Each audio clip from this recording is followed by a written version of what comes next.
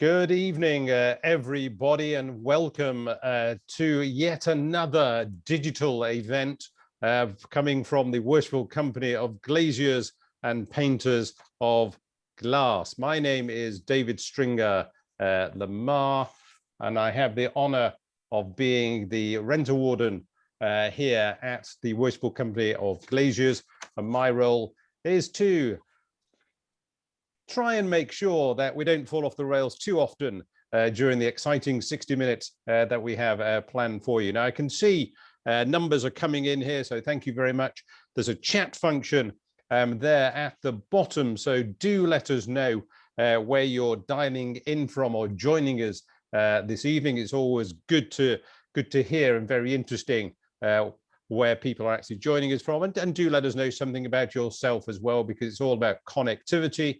Soon we'll be hearing, of course, we'll be back to face-to-face events, but in the meantime, we're still here in digital land, so do let us know something about yourself. As I'm looking away, I've got 3 monitors here, so it's not that I'm ignoring you at all. I'm just making sure that everything's fine. We've had our great meeting in the green room. Professor Paul and Rolf, the master, etc., and really fired up for what I'm sure is going to be a fascinating conversation. If we could take us through to the next slide, you'll see here for our guests this evening, this, of course, is a very famous view. That is a view of Glaziers Hall.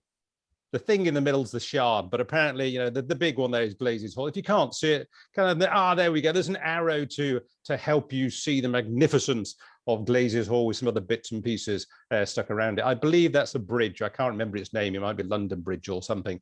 But anyway, there's Glaziers Hall. And our next slide here mentions ways to engage. I've mentioned the chat facility down there. We're going to, of course, as ever, be grilling. I'm sorry, that's not right. We'll be discussing the topic what we're going to have tonight with the questions. So do put your questions down in the Q&A function. We also have the ability for you to vote for the questions that you do like. So that's another engaging aspect that we have. Oh, here's me. So here's me actually at the University of East Anglia in the celebrated Sainsbury Centre, standing in front of a glass artwork made by one of the people we'll be hearing about later. I'm not going to mention the name because, of course, Professor Paul will be telling us all about that. But that was me in situ a few years ago. Getting ready, of course, I knew that we'd be digital, and I knew that we'd be running this particular event this evening. So there we go, a bit of foresight.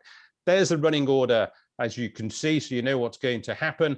That's the plan. We'll see how far we drift away from it, or in fact stay in line with it. I believe we may have a poll at the beginning here. We'll have a couple of polls towards the end as well. But if we could launch poll number 1, please.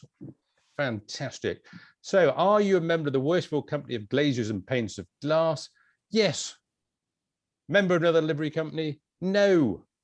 No, but I would like to become or get some more information about becoming a member of the glaziers. So if you wouldn't mind answering that one, please. So we've just got a feeling of the audience, because obviously we can't see you at the moment. So it does give us a bit of an indication for our experts as well to know who they're talking to. So I'll give you another 6 seconds. I've got no idea why I chose 6. Anyway, 6, 5, 4, 3, 2, 1. Now, if you wouldn't mind closing the polling, please, and let us have a look at the results. So let's see what we have. So while we're waiting for the poll to come up, as you can see, the running order is essentially the comments of the meat of tonight's discussion, and then a chance to do the Q&A. Okay, let me turn my spectacles up. Let's have a look. So we have 55% are glaziers.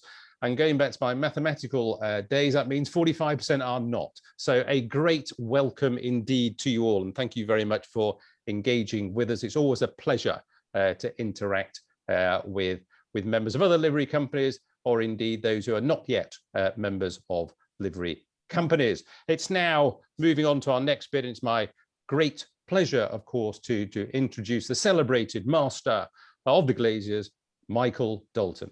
Master, over to you. Thank you, David, and good evening to everybody. Welcome to tonight's Glazier's Company webinar, which is the last one in our present series. And it's very good, albeit virtually, to see many of my fellow glaziers here this evening, and also, of course, visitors from other livery companies. And the poll has just shown us that there are a goodly number. And amongst those visitors, it's a particular pleasure to welcome the master entrepreneur, Lars Anderson, Helen Orty, who is a past master of the pattern makers, Richard Morris, master glover, John Wilshire, master farrier, and his consort Jane, and Diana Blair Fish, who is the consort of the master engineer. And it's also very good to see that we have overseas visitors here this evening. And I want to make a particular mention of Ellen Mandelbaum, who's a stained glass artist from New York. And Ellen was a panelist on our webinar back in March about stained glass and architecture. But to everybody here, welcome. It's really a great pleasure to see you and have you join us for this really interesting evening that we have ahead of us. Tonight, we've invited Dr. Rolf Achilles from Chicago and Professor Paul Greenhalgh from the University of East Anglia to talk to us about the positioning of stained glass. More of that in a moment. But our webinar tonight is also being given in memory of Richard Driehaus, who sadly died a few weeks ago. Richard is an honorary liveryman of the Worshipful Company of Glaziers for a number of years, and is a well-known collector and philanthropist. Rolf was a close associate of Richard for many years and is a trustee of the Richard Driehaus Museum in Chicago. So as an introduction to this evening, I'm now going to ask Rolf to say a few words in tribute to Richard Driehaus. Over to you, Rolf. Thank you, Michael. It's an honor to be here today and to talk transatlantic on as a tribute to Richard Driehaus, who I've known for many, many years, or I knew for many, many years. And Richard was born in 1942, died in 2021. He was a great collector of Louis Comfort Tiffany, not just in stained glass, but also in objects, and had over 100 lamps, one of which is on display in Edinburgh in the Bonham Hotel, where Richard placed it. And it's a hotel that Richard acquired and had been redoing. It's now open again, I think. He's also a collector of decorative arts in general, especially French and English, late 19th century, early 20th century arts, decorative arts especially. Archibald Knox, the Liberty Company's work. He was specifically interested in Alphonse Mucha of Prague. Mucha also lived in Chicago from 1907, 1908, taught at the School of the Art Institute for a while, had great connections to Chicago, which was very important in helping create the country of Czechoslovakia and the presidency of its first president, Masaryk, and so forth. And Richard was interested in all this and participated avidly and vitally in Prague. He had his first international offices in Prague and maintained them until quite recently, and then expanded internationally in his business aspects. His philanthropy also incorporates making many financial donations to the American National Trust, Landmarks Illinois, various other preservation of historic houses organizations. Richard had himself a number of historic houses that he owned and maintained, including an estate at Lake Geneva, which is quite spectacular with its gardens and so forth. And as a collector, he also collected automobiles. He has one of the great collections in the United States of American-made automobiles from about 1905, 1906 to about the late 1970s in their American designs. Interestingly enough, As a collector, he was not interested in the horsepower and the speed of cars, but only in their aesthetic function, in their aesthetic line, and if he liked the aesthetics of a car. And to that end, we're producing a book of Richard's car collection that will be out later this year or early next year, not sure yet, and how it affects industrial design. He also was an industrial design collector. He, as I mentioned, he collected Art Nouveau, but he also collected Vienna Secession, had a sizable collection. So he was a collector of many things along the way and a very generous philanthropist. And he had a stained glass museum at Navy Pier, a pavilion of 13 Tiffany windows, and that little pavilion attracted over 3 million people a year for the decade that it was open. It's been closed for a number of years now, and we're trying to find out where to replace that little pavilion. So Richard's been a powerhouse in the United States among not just stained glass collectors and enthusiasts, but also decorative arts collectors, exhibitors, and his museum, the Richard H. Driehaus Museum, is in an 1880s building, one of the preeminent interiors of the 1880s in the United States. It's a magnificent interior with tiled walls and Tiffany lamps and so forth. Richard added a lot to that museum and made it possible. So with that, I hope everybody understands a little bit more about Richard Driehaus. And when I show stained glass windows by Louis Comfort Tiffany and talk about them, the windows by Tiffany are in Richard's collections. So it's, there'll be a reinforcement of the collector philanthropist in the course of this tribute. Thank you very much. Excellent. Thank you very much indeed for that. I mean, really painting a very full picture of the life of the great man, Richard Driehaus. I certainly didn't know about all the automobiles. So that's certainly a fascinating aspect, and the idea that it's all about aesthetics, not the usual horsepower, perhaps, or the collectability in terms of value. So fascinating. Thank you ever so much, Rolf, for that insight. Thank you as well for people posting in the chat. Do use the to all panelists and attendees as well. So we have people from East Lothian, Wiltshire.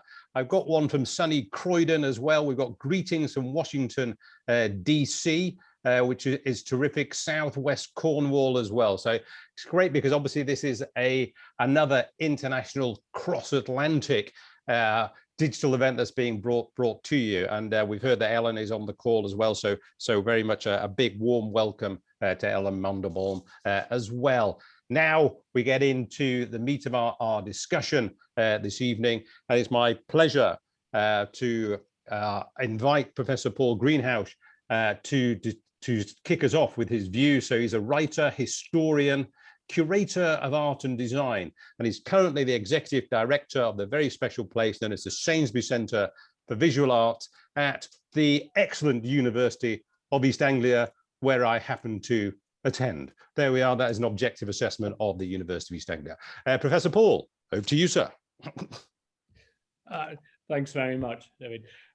It seemed to us that colleagues and friends that it was a good idea to actually worry a little bit about the whole issue of modernity in relation to stained glass in the modern age. And so Rolf is going to speak about one of the giants who we might argue kicked off the modern age with regard to stained glass, Louis Comfort Tiffany.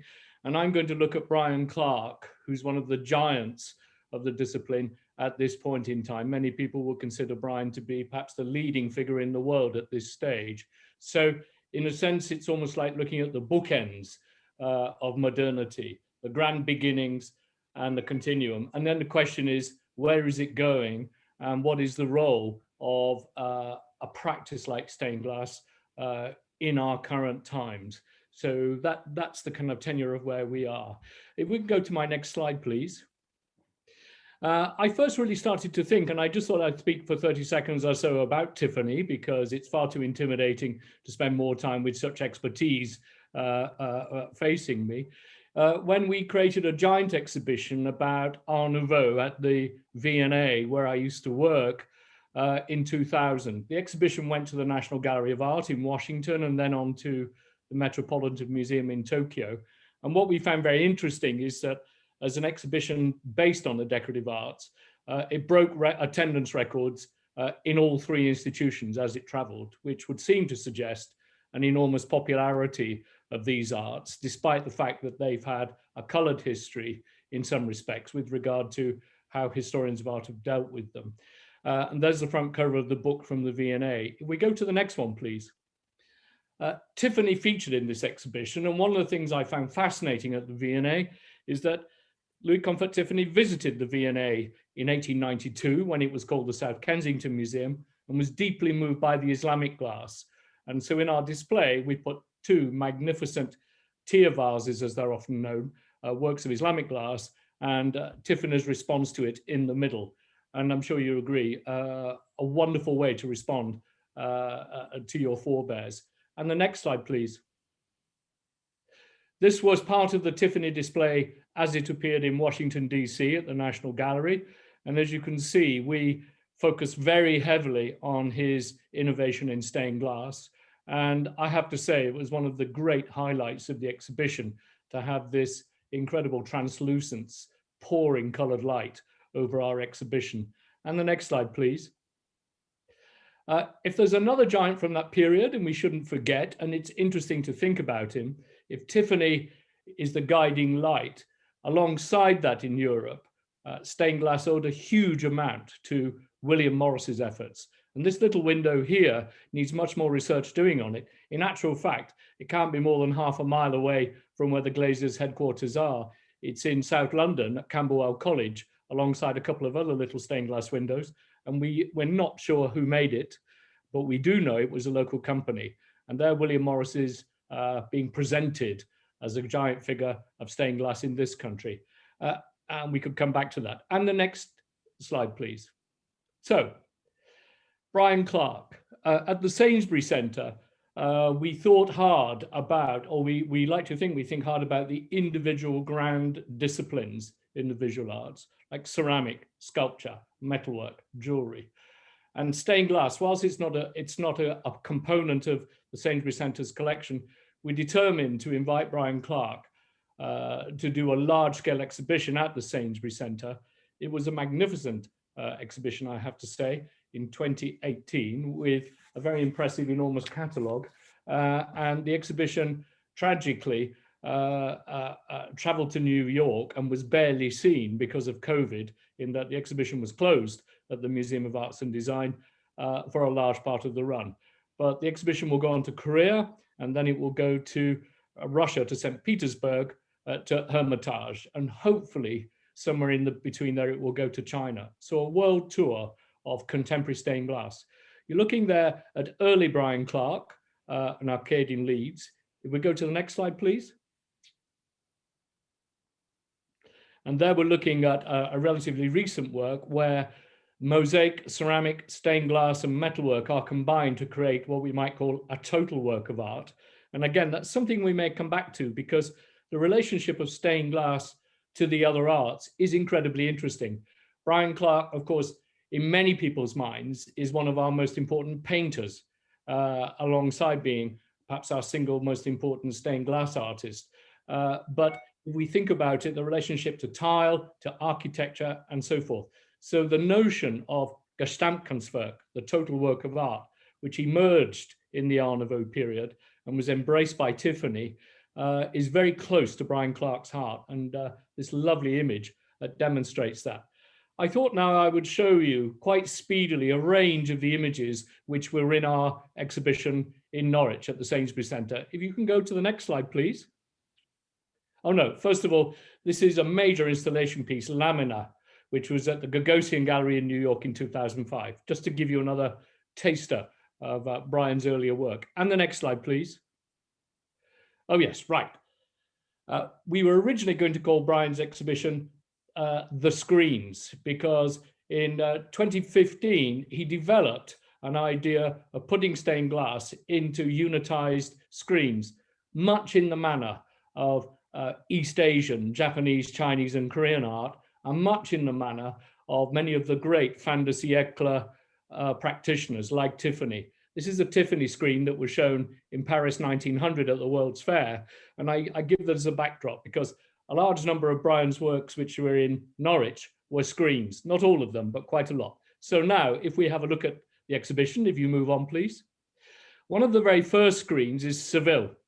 Brian has a home in Seville, and in some ways, this is the first completely resolved one. And as you can see, it's effectively 12 panels. It can be more panels held together.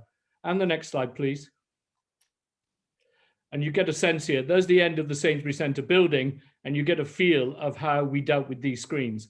We put some 35 screens up, and we emptied out half the institution against our big giant window, and we allowed the coloured light to flow through the institution.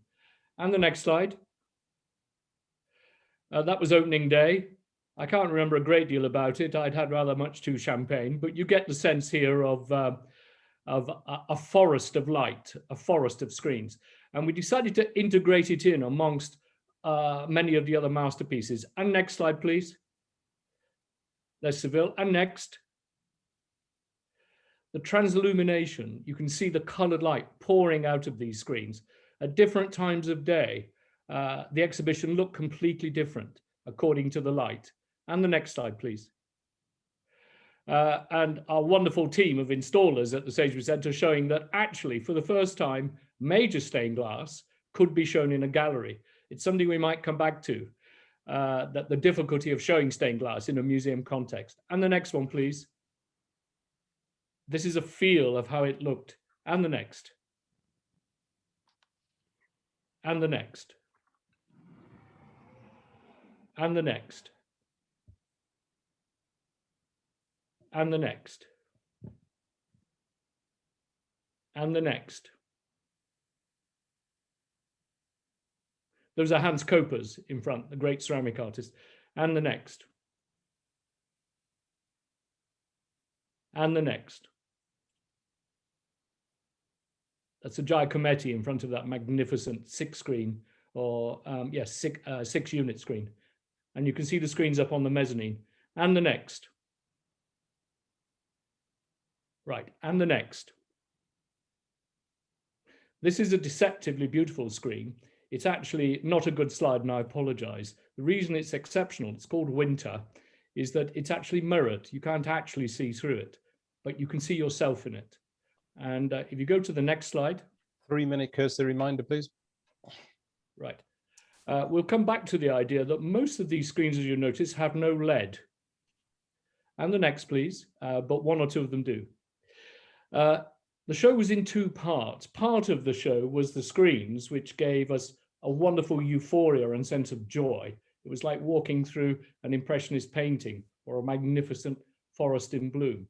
But quite a lot of Brian's work is contemplative, melancholic, and tries to deal with the tragic side of life. And as part of this, Brian has developed a way of making art with lead. So he began as a stained glass artist using lead. Technology allowed him to leave lead largely behind in his pure stained glass work, but he continues to work with lead to generate superb line-based drawn images in lead on sheets of lead. And much of this work is to do with memento mori, with memory, with loss, and with the sense of mortality. And we put the leaded work separate so that in a sense there were two grand emotions at work in the exhibition. And you can see this range of skulls. And the next slide, please. Don't Forget the Lamb, one of his great masterpieces in leaded work. And the next one, please. You get a sense of the size. And the next. And the next. The night orchids. Of course, the orchid, a hugely ambivalent flower, features quite heavily in Brian's work. You can see the winter screen there in the bottom corner, by the way. It appears you can see through it, but actually you can't. And the next, please. Five Sisters, based around the idea of the skull in lead. And the next, please. And there's Brian. And the next, please. And just to bring us back round to Tiffany, the major work of Brian, in Chicago. I think the only major work actually in Chicago, Brian. He has work all over the States, the Congregation Synagogue. And the next, please. Brian Clarke and Tiffany, two artists at opposite ends of the grand journey of modernity, working in stained glass. I apologize, I've not pondered on many ideas, but I thought that you might enjoy the visual feast and that we can talk in detail about it further in. So thanks very much. Excellent. Thank you very much indeed. And it's fascinating actually to be reminded of how beautiful that exhibition back in 2018 really was. And if I may say so, kind of groundbreaking, because I wasn't expecting, I was at the university to do something else. So it was great that you managed to put it on, and that particular positioning against the very large window at the end of the Sainsbury's Centre.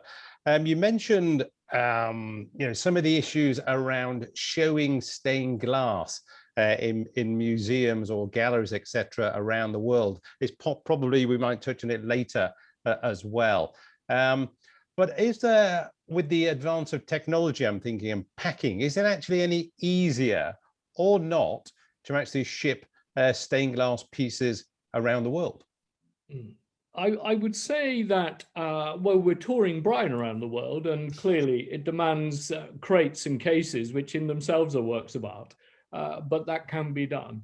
The grand problem we're all aware is that stained glass is usually part of architecture and usually not movable. And in an age, and we must remind ourselves, the museum age is new. The modern museum really kicks in the last quarter of the night. It kicks in the Art Nouveau age. There were barely any museums before the last quarter of the 19th century. And it's based around movable things when you think about it. And showing architecture in museums is difficult. But showing stained glass to its full glory is very problematic. And I think Brian's development of the screen idea into, as it were, a vehicle, much that can function in the way of painting, if you get my meaning. It's a movable vehicle that can operate at the very highest level. The little image there of the Tiffany's in the top, you get a sense of how wonderful Tiffany stained glass is. But we searched around to find magnificent examples of Tiffany at the time. I wish we'd known our colleagues in Chicago better at the time, to be honest. We didn't.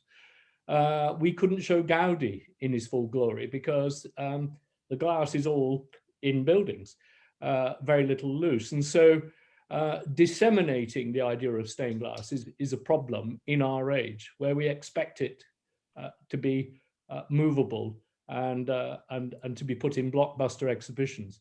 I think Brian has found a way around that. I think other contemporaries also are finding a way around that.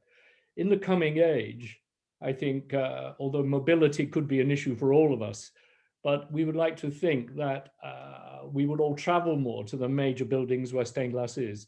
And perhaps it's one of our roles as an organization to help promote that. Because there's no doubt that stained glass lost its place in museum culture to a certain extent. And that's impacted how it's understood, I would say, yeah. Excellent. Thank you very much indeed for those insights. I would now like to invite Rolf to make some comments to us. But just before I do, of course, there is a very strong link, obviously, between the company and Chicago. And indeed, one of the master's overseas trips was indeed to Chicago. And I noticed you mentioned, Professor Paul, at the exhibition's off to St. Petersburg, and indeed the Glaziers have also visited St. Petersburg. To the best of my knowledge, we've not yet been to Korea, but you never know. There we are. Dr. Rolf, over to you, sir. Thank you. It's a treat to follow Paul because of his insights and to learn more about the stained glass of today, which, as Paul pointed out, got a kickstart in effect by Louis Comfort Tiffany and his work, but there are precedences to Tiffany's work. And one of the features of Tiffany's work that needs to be realized, especially in stained glass windows, is that there's preciously little painting done on the windows. The European tradition, including William Morris and also the Franz Mayer tradition of Munich, is about painted windows. And Tiffany painted the hands, faces, and feet, the anatomy that you could see in his windows. But it's really a study in bravura glass production. And the United States was the leader in this glass production, as you can see in the slide that's up currently. The size of the window, this is a Driehaus owned window, and it was in an exhibition called Eternal Light, the sacred stained glass that Richard H. Driehaus has in his collection of Louis Comfort Tiffany. These red sheets of glass, they were made in Kokomo, Indiana, mostly by the Kokomo Opalescent Company. They were organized in 1888 and were the first company and are still the oldest existing company in the world, they're still in business, to create opalescent glass.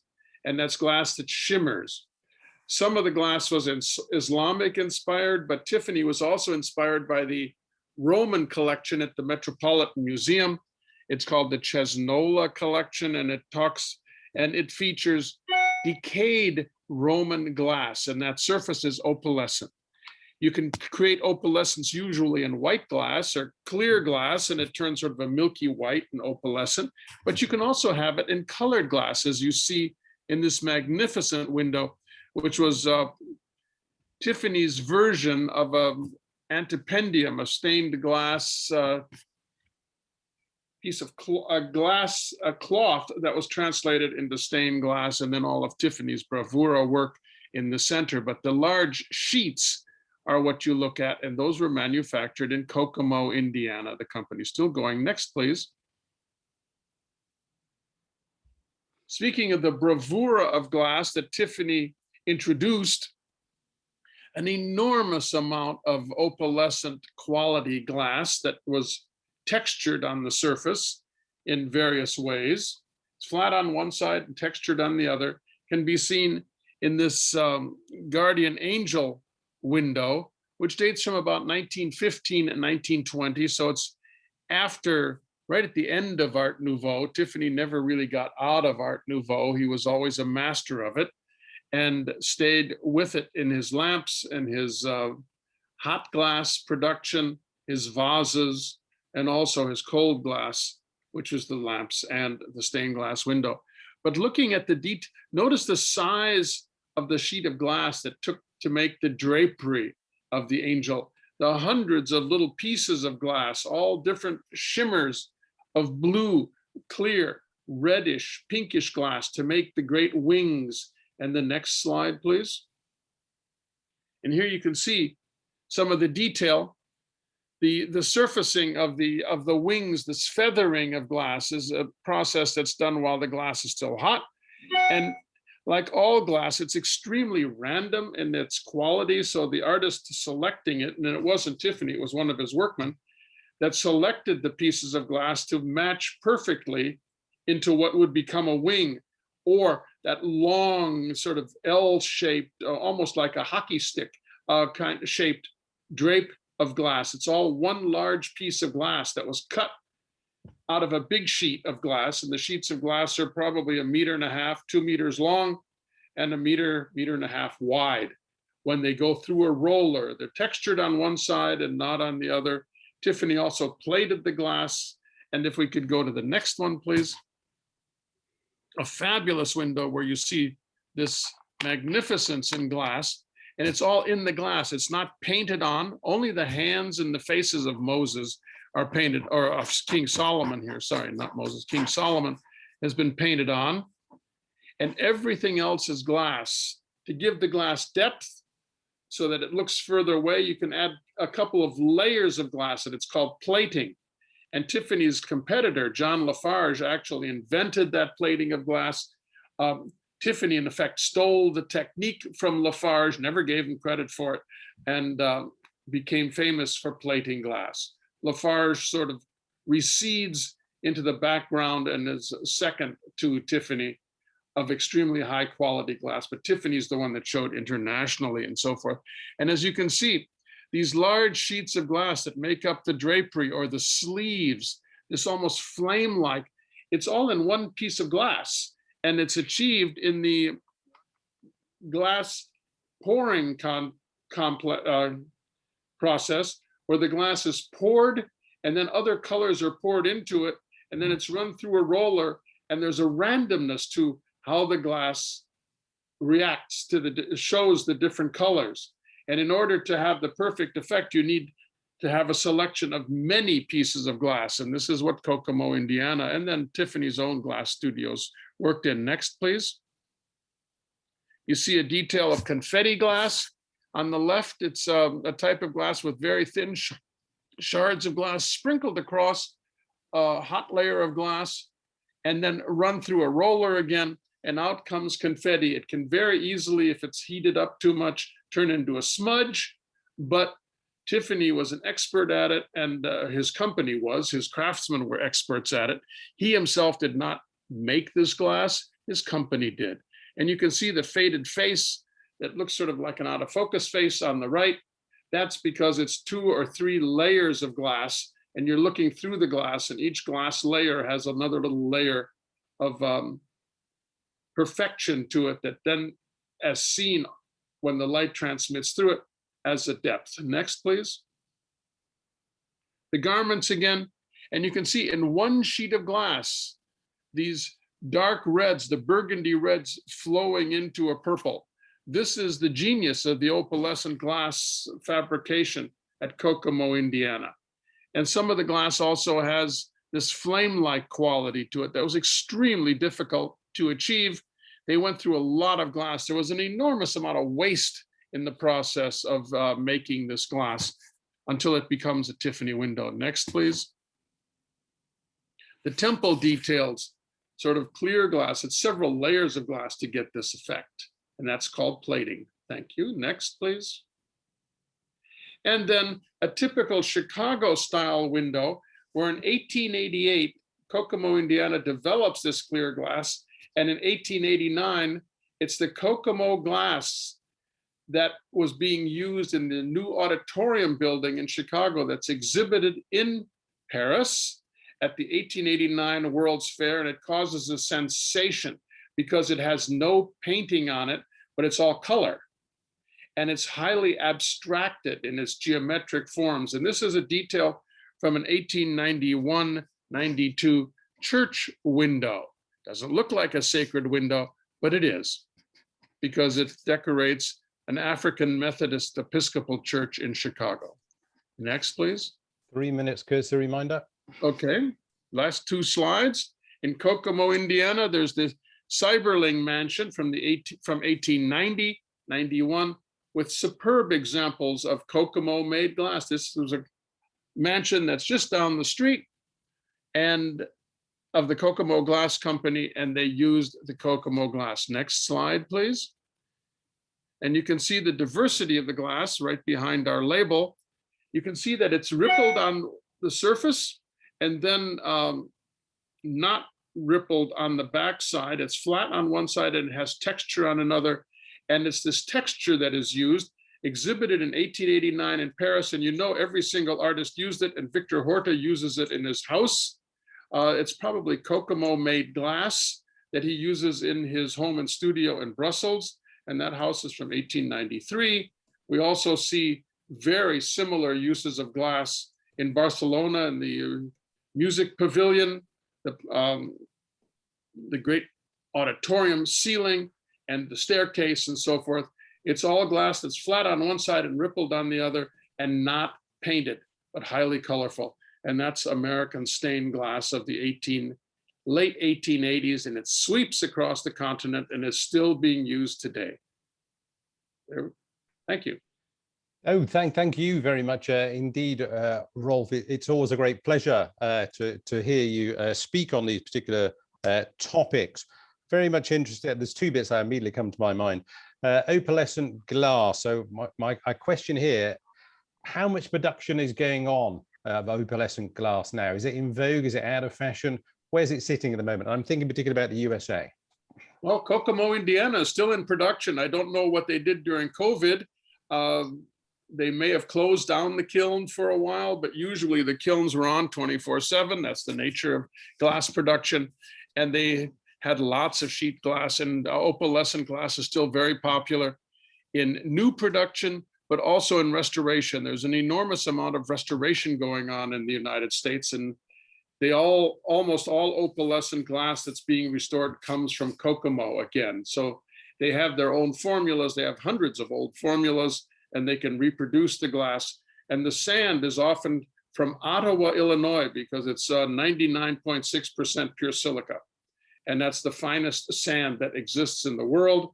There's also a deposit in Russia.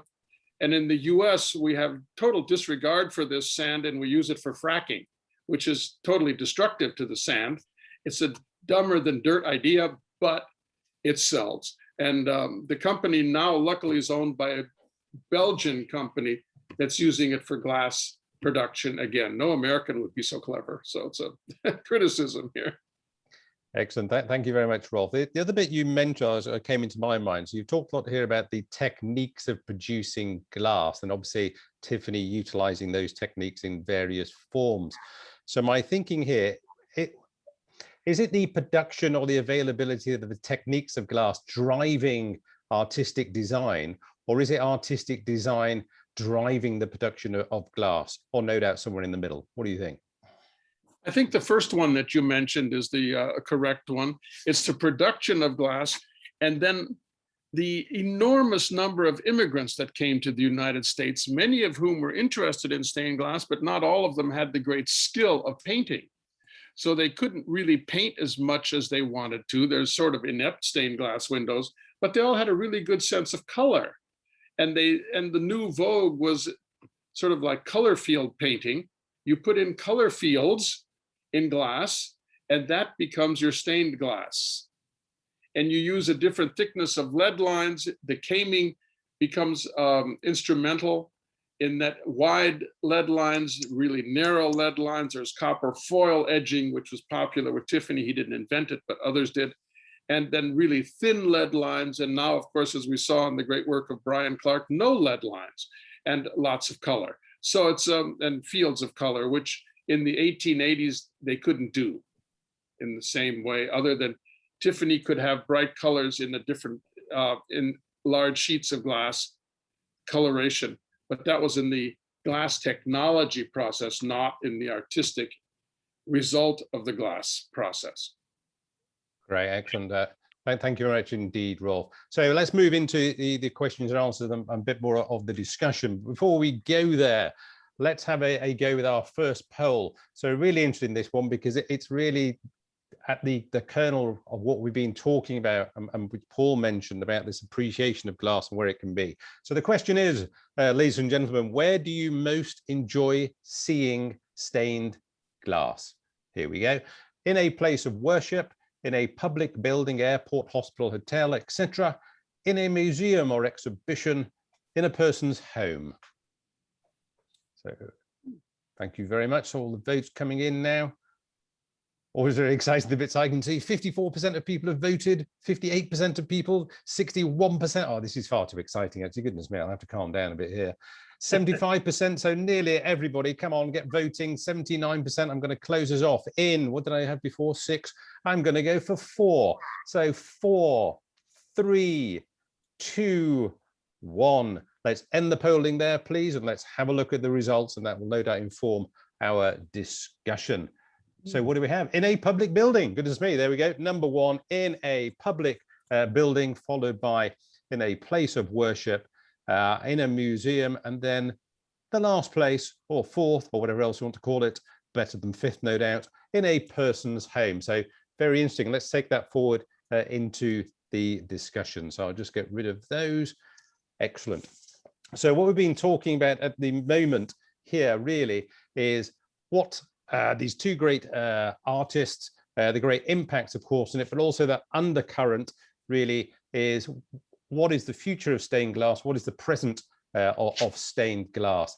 So if you could just drop these screen sharing, if you wouldn't mind, Liz, at the moment, so we can get our experts' lovely features displayed for us. And so let's go into this one. So we have some questions in the Q&A. Let me just go through this first one from Jane MacDonald. I'll put it to both of you. So if I go to you first, Paul, what books do you recommend as they start to reviewing and understanding these works, which I guess at this point for you would be Brian Clarke? I happen to be holding this enormous, rather lovely book, which is a catalogue for the Brian Clarke exhibition, and there is a growing literature on Brian. But I would say that there's increasingly good literature now. Peter Cormack's book on the arts and crafts stained glass movement, and so there is a growing literature. I think if you go onto Amazon and punch in stained glass, we find that over the last 5 or 6 years there have been some very good publications. So it's getting far better. And clearly the great individuals like Tiffany, there's a very good literature around Tiffany, that's for sure, and Gallet, the great French master, and so forth. So it is a growing literature. I would tend to recommend that perhaps some of the writing which creates a context for it tends to be where stained glass is included in the great movements, you know, like Art Nouveau, Art Deco, and modernism. If you look through those literatures, there is some very good writing on stained glass there. There's no doubt that it will be my hope that we had far more PhDs and art history courses teaching stained glass, and that's something we should all lobby for. Because keeping the study of stained glass moving and alive. And of course, there's a wonderful stained glass journal as well, which comes out quite regularly and has wonderful things in it. So there is a literature, and it's found if you go online. Yeah. Excellent. Thank you very much. Rolf, please.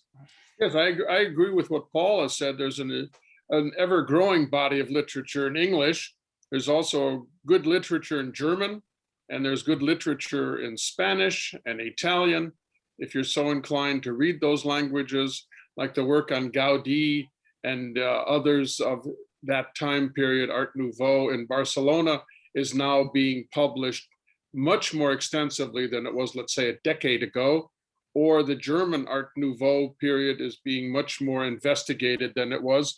But also the German glass of the 1950s and 60s and 70s.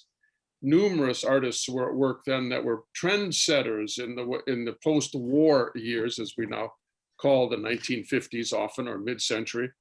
And they're not often seen in exhibits in the United States, but they proliferate in Europe, on the continent, more often than they do anywhere else in the world. And so the books are there. As Paul said, Amazon.com or some local book dealer that you have can find them. There's also the Stained Glass Association of America with its quarterly publication, a magazine, full color. It's also online. And so you just have to search it out like anything else that you're interested in. Beyond the general public knowledge, there's also the more arcane and searchable knowledge you find on the internet. Wikipedia pages are good, and so forth. Excellent. Thank you very much. Paul, you mentioned in there a topic that is often comes up within the glaziers and the discussions, and there's certainly very many people focused on it, which is all this about the decline of courses relating to arts, and obviously part of that being stained glass. I certainly remember when I was at the University of East Anglia, there was a very strong art history department. So if I can just shortly, what's going on and what can we do about it to make sure that obviously we preserve and encourage stained glass and other art forms to continue to exist and be appreciated? Yeah, from my perspective, it is something that we should worry about, particularly in the UK. There's been a particularly steep decline at home, far less so in North America, in the States and Canada, and one has to say far less in Europe. But one is concerned, one of my great interests is also ceramic as one of the grand disciplines. There were some 30 BA programs in the early 1990s still in the UK in ceramics, BA ceramics. We got down to 1, 2 or 3 years back at BA. That was Cardiff. I think there are a couple more again. Once again, University of the Creative Arts. I think there's one also now in University of the Arts London. There's a master's program at the RCA and at Cardiff. But the truth is, the training centres have declined. In stained glass, lamentably so. It was never enormously strong. It was always highly specialized, as we know, but alongside vessel glass, there were, you know, a number of programs, but I would say the total package has declined.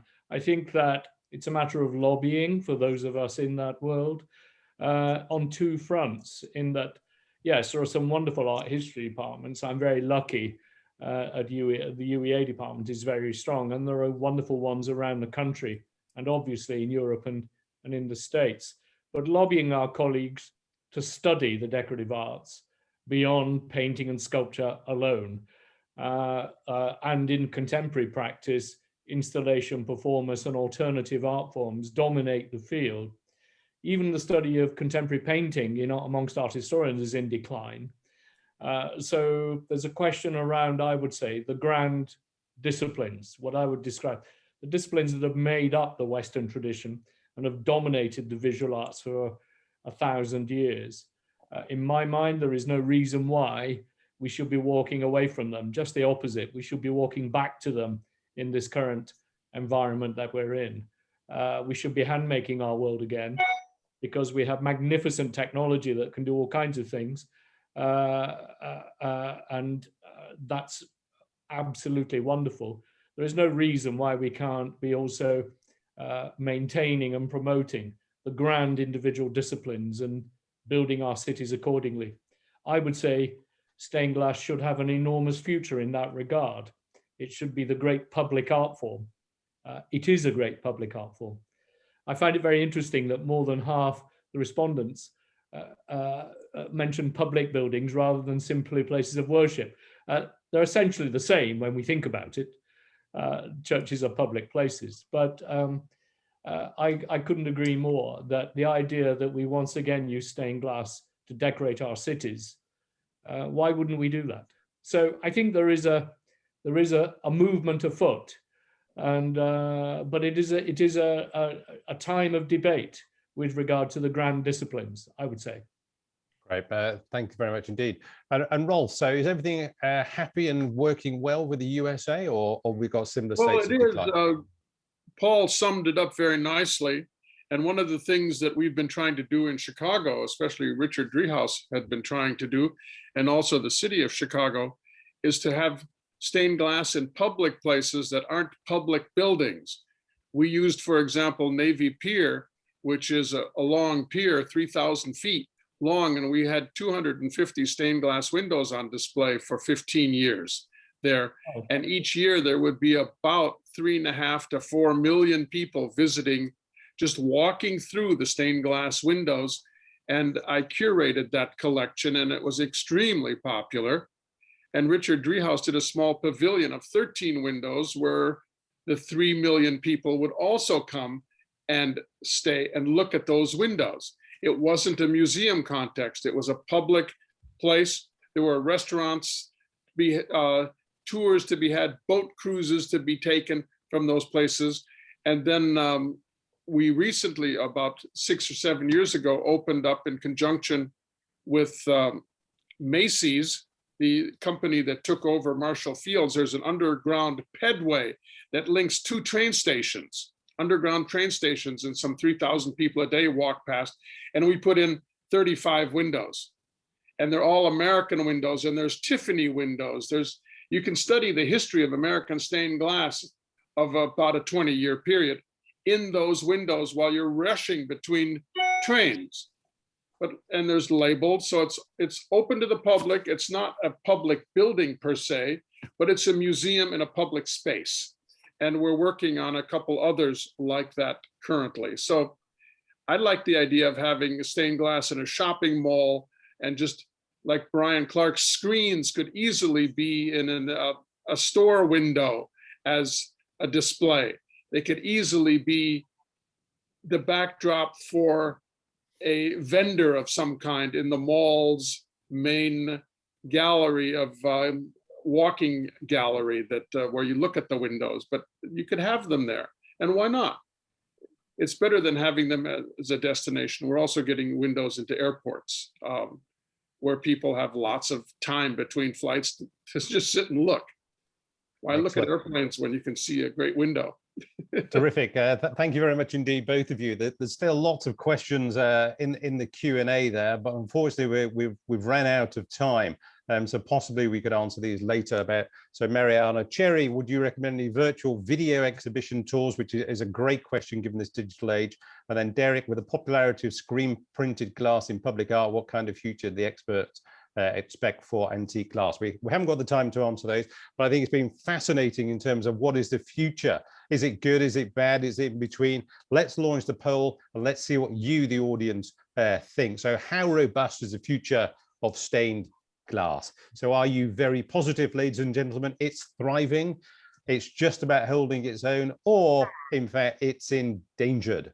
So if you'd like to vote there, thank you very much. So we're up to 35. Oh, it's very quick voting this time. Can't keep up with this. 58% are up there, 68%, 70. Oh, wow. Clearly a popular one. We'll have to ask this one again. Okay, 5, 4, 3, 2, 1. Let's close it off there, please, and share the results. So it's just about holding its own. There we go. So that's not the super positive one. Followed by it's endangered. So goodness me. So in total, 83%, and then it's thriving, 17%, lots of optimism within there. So thank you very much to our experts, and thank you, the audience, for giving us those particular results. So it's just about holding its own. That's what we've said here this evening.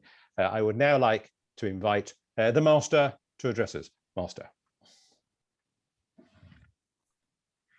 David, thank you. And it's my very pleasant duty to propose a vote of thanks to Rolf and to Paul for joining us this evening and giving us a fascinating insight into their views about stained glass, its positioning and its place in both the world of the museum and in other public spaces, and indeed in some of our private spaces as well. And I think it's been a really interesting insight that we've had this evening. So thank you to both of you for joining us, and we do appreciate the time and the interest that you've taken in putting together what has been a fascinating talk or a series of interactions for this evening. So thank you very much indeed. I, in passing, also would like to thank David as our host, who's held the evening together, and also our clerk Liz, who has been behind the scenes making sure that the webinar operates, and hopefully you've all been able to enjoy it without any interruption. Now, just on the slide now, there is a little diary of dates that are coming up. The Glaziers are looking forward to at least moving back partially into the real world with the opening up after the pandemic. And we have a summer livery dinner on the 28th of June. We have a visit to look at stained glass in Surrey and Kent, scheduled for the 2nd of August. Some details about that will be published fairly soon. We're going to Bath for a weekend in September. The prize giving is going to be on the 4th of October, and other visits are in the process of being arranged. So we really are looking forward to members of the livery and our invited guests joining us for real. But this has been a fascinating webinar this evening, and I'm now just going to hand back to our clerk to talk about one or two housekeeping points before we close down. Thank you. Thank you very much, Master. So just to say that anyone who might be interested in joining the livery, having seen this, you are very welcome to apply. Our website is up there. It's worshipfulglaziers.com. There is an application form on the website, and we take admissions at regular intervals throughout the year, and anyone who would like to discuss it with me or find out more is very, very welcome to contact me. And again, the details are on the website. You can keep in touch with what we're doing through that website and on social media, including YouTube, where we now have a collection of previous webinars stored, and updates on Facebook and Twitter and LinkedIn about events that are coming up in the future. And with that, I will hand back to David. Thank you very much indeed, Liz. And let me just add my own great vote of thanks to you indeed, Liz, for holding everything together there. It's always a great pleasure to work with you. And obviously it's been splendid to work with Professor Paul, Dr. Rolf, and the Master in bringing to you this latest exciting digital event. And also I found those polls very interesting indeed. You can see they're keeping in touch. In fact, looking at that whole list, you'd have to struggle to find out what, or rather to avoid knowing what we're all doing. So thank you everybody for joining us. Thank you to our experts. It's terrific. We have this ability now in the digital age to engage internationally. I wish you all an excellent evening, or if you're from the USA, an excellent afternoon or elsewhere. Thank you very much and goodbye.